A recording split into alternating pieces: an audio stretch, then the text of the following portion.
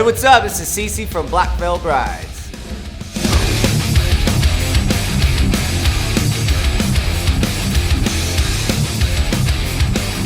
I think my job in Black Veil Brides, besides, the obvious, being the percussive force in the band, I think I bring the humor to the guys. So, definitely lighten the mood. I'm the jovial, happy-go-lucky guy, always making people laugh and just doing stupid shenanigans every night, running around naked in the snow, and just doing dumb stuff all the time. And I think that's definitely my role.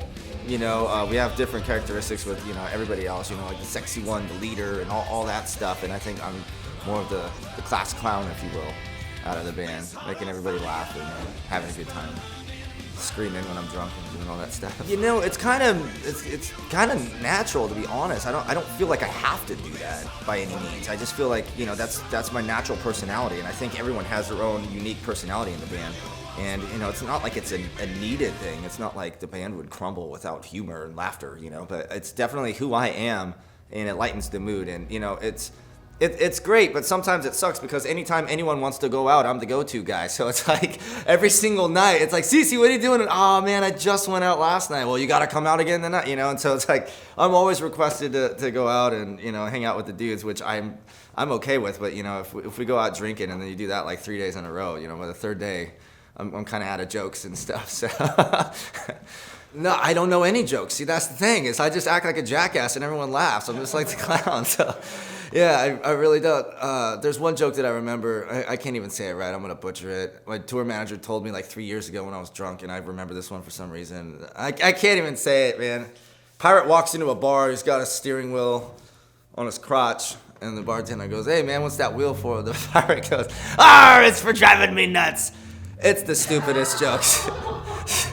The difference between the two albums and working with both producers, I think it was almost a matter of control. And I think working with John Feldmann, I'm very happy with the way the record came out, but working with him, it was very controlled, and it was almost like I wasn't, I don't even know exactly how to word it. It was just such a controlled environment. I didn't really have the freedom to do a lot of the stuff, which, we had a very specific idea for that record, and it was a concept record, and so a lot of like my drum fills and drum patterns and stuff just didn't fit in with it. And so when you get shot down with a bunch of ideas, creatively, and while you're doing a record, you kind of lose your passion for that project or album or whatever it might be. And so during that period, it was a tough time for me because we were going for the more four on the floor and coming out of Set the World on Fire. I was allowed to do a lot of like double bass stuff and a lot of crazier fills and more metal-esque type things. And then, with Wretched and Divine, it was more pop, which, the transition at the time was rough for me. But now, obviously I'm happy with the way the album came out. As compared to that process, compared to working with Bob Rock, he kind of was I was just like, oh, well, like I try to play for whatever the song calls for. And so there would be certain songs I'll be like, well, I'm going to do 4 on the floor here. And, he'd be like, why? Why not do crazy shit? And you know what I mean? And so he completely allowed all of us to do whatever we wanted, and then kind of from that would go, steer us in a certain direction, whereas just like saying, nope, we're not going to do that, try that, try this, whereas he would allow us to get all the ideas out and then maybe build from there. And so the process, I think, was a lot more constructive creatively for all of us, and instead of being so controlled, we kind of had some room to breathe.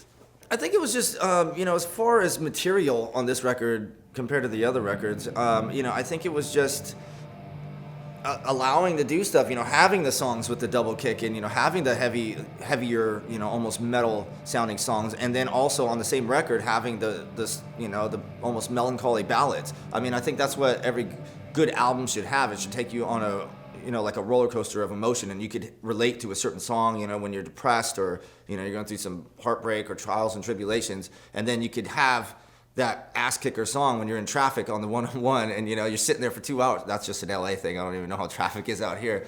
But I mean, like all my favorite records, that's how it is. They have, something from column A, something from column B, and something from column C, and, it's this whole collective effort. And so with this album, I think we achieved that, and I was allowed, like I was saying, I was allowed to do some of the more metal drumming that, that's a lot of fun to play live, as well as, some of the more laid-back studio stuff that just makes for a good song. And so I think we did a great job on this album, kind of getting all of those ideas in. See, that's another difference between the album, as far as, not even speaking creatively anymore, just personally between the inner band member relationships, like that, we were all on different pages, for a couple days. Like Jake and Jinx wouldn't even come in the studio on the last album. And on the fourth album, we were all excited to be there. We were excited to be there. We were excited to hang out. Hey, what are you doing tonight? Do you want to, you want to go out to dinner? You want to go for drinks? Like, let's talk about this. Whereas the other one, this record didn't feel so much as a chore. And I hate to use that word because it's music and we love what we're doing. But for me personally, I mean,